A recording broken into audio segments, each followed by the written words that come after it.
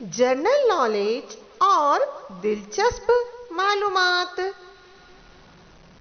भारत की सबसे कम रकबे वाली रियासत का नाम बताइए।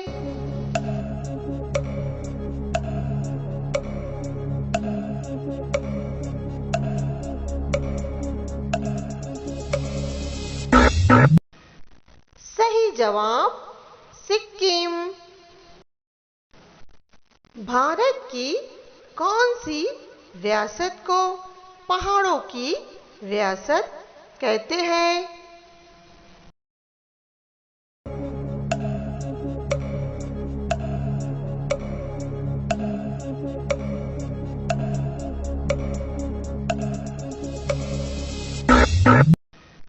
सही जवाब